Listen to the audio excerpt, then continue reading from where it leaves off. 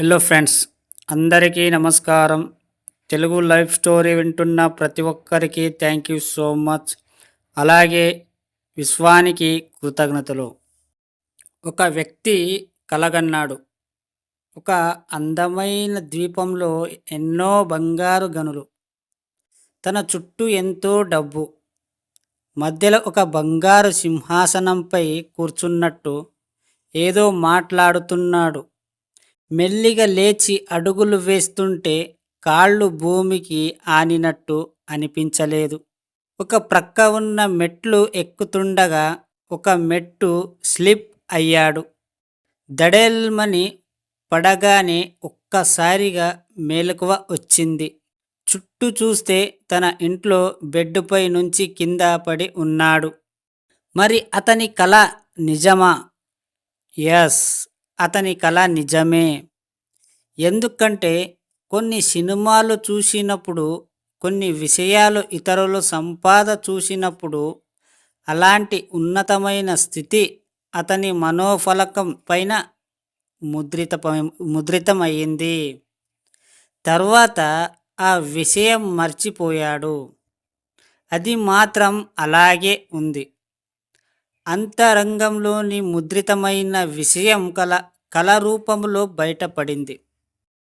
మీ inner మైండ్లో డబ్బు సంపాదన మాత్రమే ముద్ర వేసుకోండి. అది కళారూపంలో కాకుండా నిజంగా నిజం అవుతుంది. మీరు పదే పదే ఆలోచించినప్పుడు మీ కలల్ని కలగానే మిగిలిపోకుండా ఒక్కసారి వాటిని ప్రశాంతంగా కూర్చొని ఆలోచించండి. ఎందుకు మీకు అలా కలలు పడ్డాయి? ఎక్కడో మీ మనస్సు పోరల్లో అలా దాగి ఉన్నాయి. అవి ఇప్పటివి కావు. గత జన్మల నుండి అంతర్గతంగా దాగి ఉన్నాయి. ఇవి ఇప్పటివి కావు. గత జన్మల నుండి అంతర్గతంగా ఉన్నవి కళ రూపంలో బయటపడ్డాయి. ఇప్పుడు మళ్ళీ ధనం సంపద కొరకు మళ్ళీ అన్వేషించండి.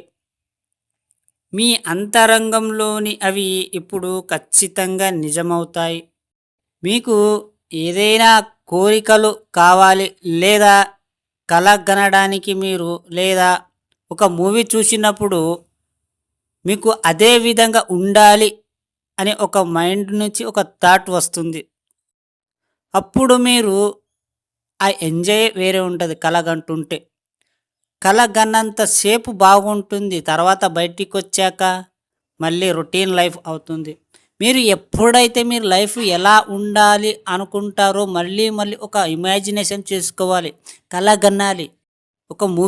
ఒక థియేటర్లో మూవీ చూస్తుండగా మీకు ఏదో ఒక ఫీలింగ్ అయితే ఖచ్చితంగా వస్తుంది. ఆ మూవీలాగే మీరు కూడా ఉండాలి, లేదా మీరు కూడా హీరోలాగా ఉండాలి అనే ఒక థాట్స్ అనే వస్తుంటుంది. సో అలా ఉండాలి అంటే మీరు దాని గురించి ఆలోచించాలి, దానికి పట్టుకోవాలి. ఏదో ఒక గంట సేపు విని తర్వాత వదిలేసామని కాకుండా దానికి పట్టుకున్నారంటే అది ఖచ్చితంగా అవుతుంది. అది ఏ విషయమైనా సరే. అర్థమైందా ఫ్రెండ్స్? ఈ స్టోరీ విన్న ప్రతి ఒక్కరికి థ్యాంక్ యూ సో మచ్. అలాగే విశ్వానికి కృతజ్ఞతలు.